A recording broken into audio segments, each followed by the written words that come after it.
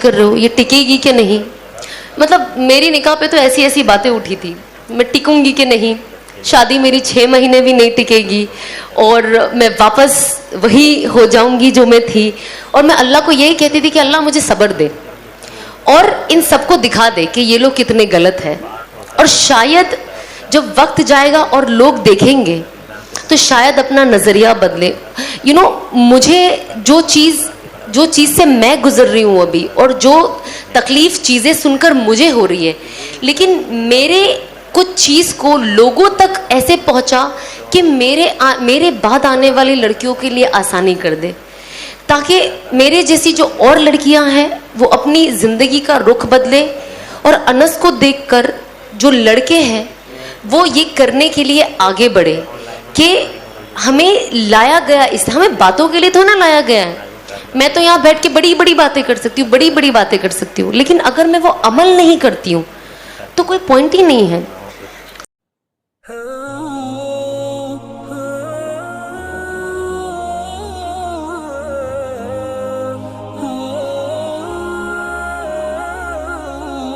अस्सलाम वालेकुम वरहमतुल्लाहि वबरकातुहू। थोड़ा जवाब अगर मिल जाए तो पता चले सब मौजूद है। जज़ाकल्लाह। जितने लोग देखते हैं उनकी आवाज़ भी आए तो अच्छा लगता है सुन के, जैसे मुझे आपको देखने में अच्छा लग रहा है, आपको सुन के भी अच्छा लगा। और सबसे पहले तो आई थिंक ऑलरेडी बाजी ने बता दिया है, पर हम कोशिश करें कि एक दरूद शरीफ पढ़ ले। जो भी दरूद शरीफ आपको मुनासिब लगे आप पढ़ ले।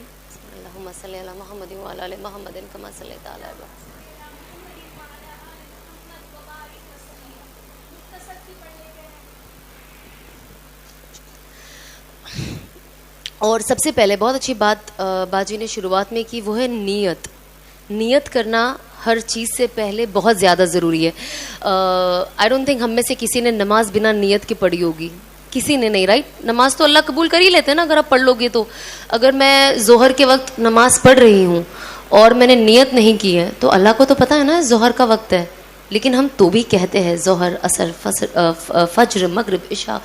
तो उसी तरीके से मैं चाहती हूँ कि आप सब आज ये नियत करें कि आज ये जो हम सब जमा हुए हैं, मैं दूसरी जगह से यहाँ आई हूँ, आप सब अपना घर छोड़ के फ़िलहाल अपने सारे काम शायद जल्दी करके और बहुत ज़्यादा जल्दी करके आप लोग यहाँ आए हैं। और बेसिकली ये जो हम जमा हुए हैं इसका हम सबको फ़ायदा हो, मुझसे आप सबको हो और आप सबसे मुझको हो। तो हम बस ये नियत करें जो हम यहाँ पे बैठे हैं कि आज जो बातें होने वाली है हम कोशिश करें, हमारे हाथ में सिर्फ कोशिश करना है ना, बाकी तो अल्लाह की मर्ज़ी हर चीज़ में। तो हम एटलीस्ट कोशिश करें कि जो हम सुनते हैं उसे दिल से, सिर्फ कान से नहीं बल्कि दिल से और दिमाग से सुने, और कोशिश करें अगर वो हम अपनी ज़िंदगियों में ला सके जिससे हमें फ़ायदा हो। क्योंकि मैंने भी अपना दिल और दिमाग खोला और सुना तो जाके मुझे फ़ायदा हुआ। तो मैंने सोचा कि ये बात मैं आगे तक, क्योंकि बहुत चीज़ ना मैं सिर्फ कान से सुनी थी अपनी ज़िंदगी में, उसे अपने दिल और दिमाग पे नहीं लिया तो ज़िंदगी में कभी उसका फ़ायदा नहीं उठा सकी। लेकिन अब जो इल्म मैं हासिल करती हूँ, किसी से कुछ भी पूछती हूँ, कुछ भी सुनती हूँ, मैं कोशिश करती हूँ कि कान तो अपना काम करेगा ही इर्रिस्पेक्टिव, लेकिन दिल और दिमाग को वो लाइन में लाना ज़्यादा ज़रूरी है। और वो हमारे हाथ में कि हम उसे कितने ध्यान से सुनना चाहते हैं और उस पर कितना अमल करना चाहते हैं। तो हम बस ये कोशिश करें और इंशाल्लाह अगर सबको फ़ायदा होता है, और हर जमा होने का रीज़न यही होता है कि कुछ फ़ायदा हो जाए। और अगर वो होता हुआ दिखाई देता है तो हम जैसे छोटे मोटे लोगों को मौका मिलता है वापस आने का और लोगों को मिलने का, क्योंकि उससे हमें भी मोटिवेशन मिलती है कि शायद मेरी बातों का कुछ असर हो रहा है, शायद जो अल्लाह ने मुझे ज़रिया बनाया है, हम सब किसी ना किसी के ज़रिए, मेरे में कोई ख़ास बात नहीं है, हम सब। अब बिकॉज एक पब्लिक फिगर जब चेंज होता है या कोई चीज़ ऐसी कर लेता है तो जाहिर सी बात है वो सबकी नज़रों में रहता है। तो वो क्या करता है, कैसे करता है, कब करता है, क्यों करता है, ये हर किसी को जानने का एक शौक़ होता है। जैसे मुझे भी शौक़ है, बहुत सारे लोग क्या करते हैं, अब बहुत सारे उलमा मेरे फेवरेट है जिनकी मैं बयान सुनती हूँ, जिसमें से ऑफकोर्स तारिक जमील साहब मेरे बहुत ज़्यादा फेवरेट है। तो मुझे बहुत अच्छा लगता है देखने कि ये क्या करते हैं, ये कैसे करते हैं और इसका क्या तरीका है। ये जो बोल रहे हैं मैं उनकी हर एक बात बहुत ध्यान से सुनती हूँ। तो हर इंसान को हर चीज़ सुनने से, समझने से फ़ायदा होता है सही तरीके से।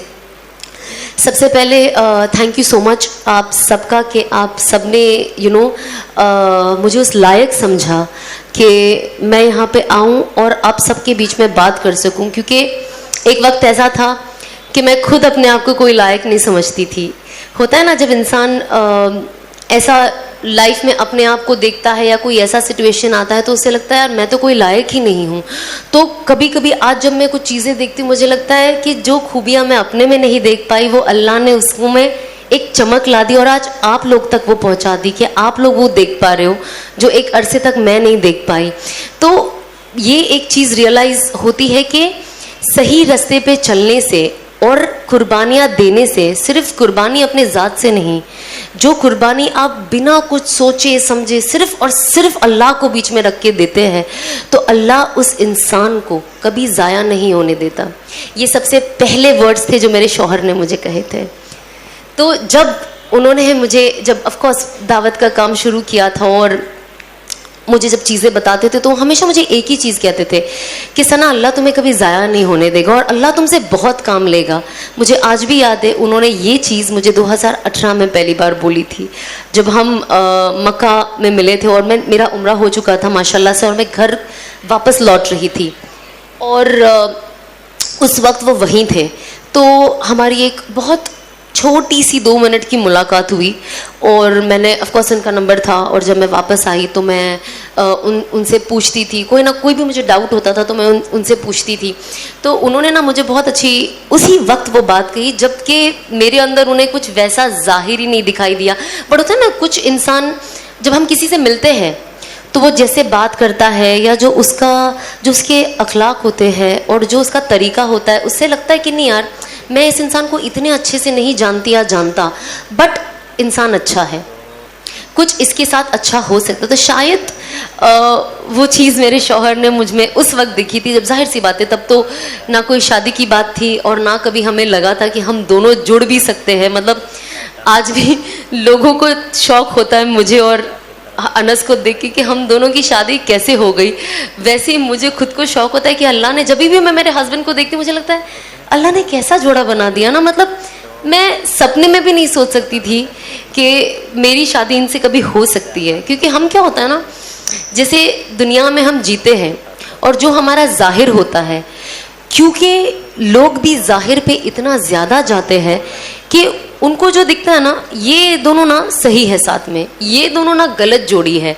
हम सिर्फ दिखावे पे ये जोड़ा सही है या गलत तय करते हैं, लेकिन बातिल सिर्फ अल्लाह जानता है, जो दिल में है वो सिर्फ अल्लाह जानता है।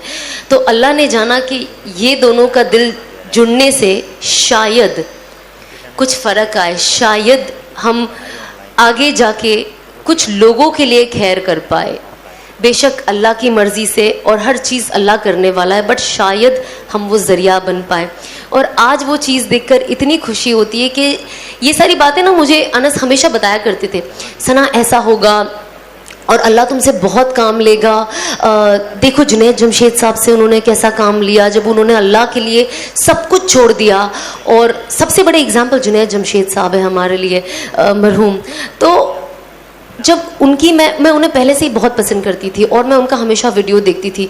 फिर पता चला मेरे हस्बैंड के वो दोस्त थे और उनसे उनका बहुत अच्छा कनेक्शन था और उनके शहीद होने से पहले उनका जो लास्ट वॉइस नोट आया था मेरे शौहर पे आया था, उन्होंने मुझे वो सुनाया, अभी तक उन्होंने वो सेव करके रखा है।